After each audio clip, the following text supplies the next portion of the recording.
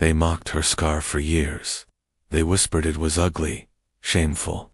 But at one ceremony, when a fire chief stepped down and saluted her, the whole world froze.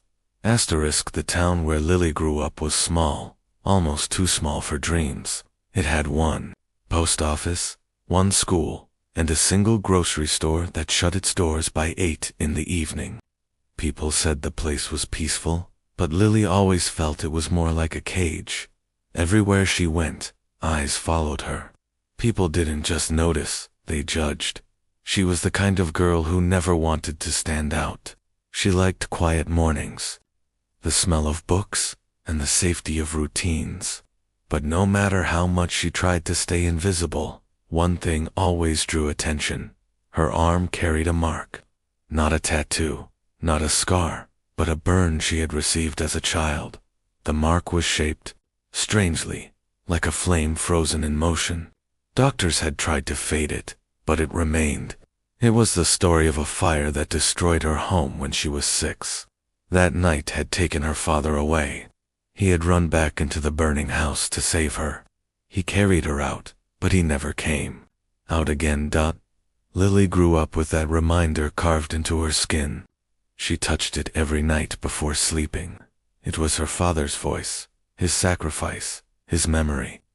But the world did not see it that way. Neighbors whispered. Children in school pointed and laughed. Some said she looked cursed. Others claimed she had done it to herself, though she was only a child when it happened. At first, she ignored them.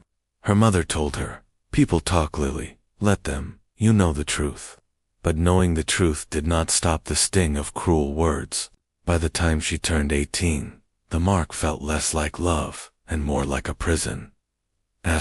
College was supposed to be different. Lily believed she would finally escape the cage of small-town gossip, but the world outside was not kinder. In the crowded halls of the university, strangers noticed her arm. Some stared too long, some whispered, and some mocked. "Why don't you hide that thing?" a girl once said during class. Lily wanted to shout, "This is my father's sacrifice," but she said nothing.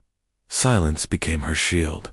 She wore long sleeves in summer, jackets in spring, anything to cover the flame on her arm. Yet somehow, it always found a way into the open. And when it did, the whispers returned. She tried to make friends, but walls grew around her. How could she share her truth when people only saw ugliness? She kept her conversations short, her smile guarded. At night, when the world grew quiet, she whispered to her scar, "They don't know you, Dad, but I do." Still, loneliness was heavy. She was tired of carrying a memory that others turned into shame. One autumn morning, as golden leaves fell across campus, Lily received a letter. It came from the Firefighters Association. Her father's name was written inside. They were holding a memorial for those who had died in service. Her father's name would be read aloud. For years, Lily had avoided such events. She couldn't stand the pity in people's eyes, the polite words that meant nothing. But this letter felt different. It was not just about remembrance, it was about recognition. She sat on her bed, holding the letter, her chest tight. She'll go.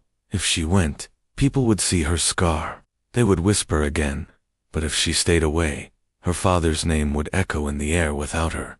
That night, she went to her mother's room. "Should I go?" she asked. Her mother looked at her with tired eyes. "It's your choice," she said softly. "But if you go, go with courage. Your father would want that." Lily didn't sleep much. By dawn, she made her decision. She would go. Not to prove anything to others, but to stand for him. The memorial took place in the city square. Families gathered. Firefighters in uniform stood tall, and the air was heavy with silence. Lily wore a simple dress with short sleeves. For once, she did not cover her scar. As soon as she stepped into the crowd, whispers began. "Look at her arm. Why would she show it here?" Some faces turned away, others frowned. Her knees trembled, but she kept walking. She found a seat near the middle. Children played nearby, pointing at her arm before their parents pulled them back. The sting was sharp, but she reminded herself why she came. On stage, officials spoke of bravery, sacrifice, and honor. The words felt distant. Then a name was called: Daniel Hayes, her father. Her chest ached as she clutched the small metal pinned to her dress. She whispered, "I'm here, Dad." But even as the words gave her strength, the whispers around her grew louder. Mockery mixed with pity. And then, everything changed. A man stepped forward to speak. He was tall, broad-shouldered, wearing the uniform of a fire chief. His voice was strong, yet warm. As he scanned the crowd, his eyes landed on Lily. He paused. For a heartbeat, the square fell silent. People noticed his gaze, and whispers swirled. But the fire chief did not look away. Instead, he stepped down from the stage and walked straight toward her. Lily froze. The crowd gasped. What was happening? The fire chief stopped before her seat. His eyes flicked to her arm, then back to her face, and then, with crisp precision, he raised his hand in a salute. The entire square went silent. Children stopped fidgeting. Mothers stopped whispering. Every sound died away. The chief's voice rang out, steady and clear. "This scar is not shame. It is sacrifice. I know who she is. Her father was a hero. He saved lives, including mine." Gasps spread through the crowd. Lily's breath caught. She had carried silence for years, and now someone had spoken the truth aloud. The chief continued, his voice breaking slightly. "I was there that night. Her father carried her out of the fire. He gave his life to save hers. This scar is not disgrace, it is honor." Tears blurred Lily's vision. For the first time, she felt seen. The crowd erupted in applause. Not polite, not forced, but raw. Veterans saluted. Families clapped. People who once whispered now wept. Lily rose slowly, her heart racing. The chief nodded to her. In that moment, the shame of years dissolved. Her father's sacrifice was no longer hidden.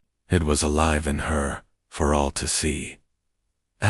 News of the moment spread beyond the square.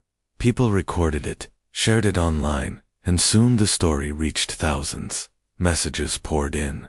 Strangers wrote, "Respect." Others said, "She carries her father's honor."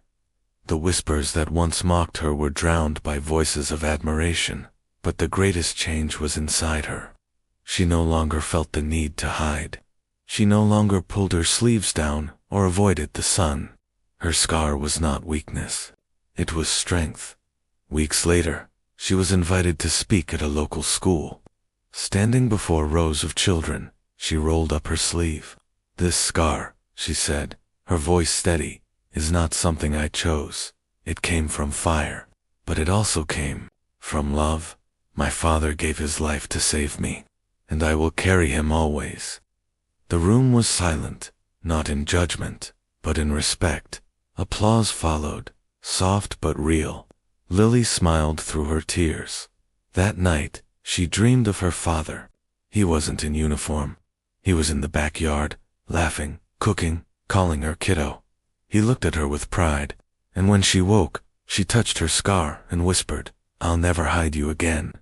Lily's story was not about scars or whispers. It was about memory, sacrifice, and the power of truth. For years, she lived in silence, carrying her father's legacy alone. But one moment of recognition changed everything. Sometimes the world will mock what it does not understand, but love leaves marks that deserve to be seen. And courage is not in hiding, but in carrying those marks with pride. The weeks after the ceremony felt strange to Lily. For the first time in years, people did not whisper about her scar with pity. They looked at her differently now, soft eyes, nods of respect, quiet words of apology. At first it felt overwhelming. The same people who once avoided her now wanted to stand beside her. The cashier who used to smirk said, "Your father must have been incredible." A teacher who once frowned now placed a hand on her shoulder and whispered, "Thank you for carrying him with you." But Lily's heart was cautious. Respect from strangers was new, but she knew how quickly admiration could fade. She asked herself, often, do they honor me, or just the story? She returned to her father's old study many nights. The room still smelled faintly of wood and ash. On the desk sat a box of medals, untouched since the day of the fire. She ran her fingers over them, whispering, "They see you now, Dad. But I still wonder if I am enough." Grief had taught her silence. Recognition had taught her pride. But now she had to learn balance. How to carry a legacy without letting it bury her. One evening, she sat outside watching the sunset. The sky blazed with colors that reminded her of fire. For the first time, she did not flinch at the thought. The scar on her arm warmed under the fading light. It no longer felt like a wound. It felt like a torch she carried forward. Months passed, and Lily found herself invited to more events, veterans' dinners, school assemblies, community gatherings. Each time, she stood with her scar uncovered. Each time, people listened. At one gathering, a boy no older than 10 came forward after her speech. He stared at her arm, then whispered, "My dad died in a fire too, but I'm scared to talk about it." Lily knelt, placing a gentle hand on his shoulder. "Your dad was brave," she said softly. "Bravery is not about being unafraid. It's about carrying love, even when it hurts." The boy nodded, his small face serious, and in that moment, Lily understood something new. Her scar was no longer only her father's story. It was a bridge to others who carried invisible wounds. She began volunteering with families who had lost loved ones in service. She listened more than she spoke,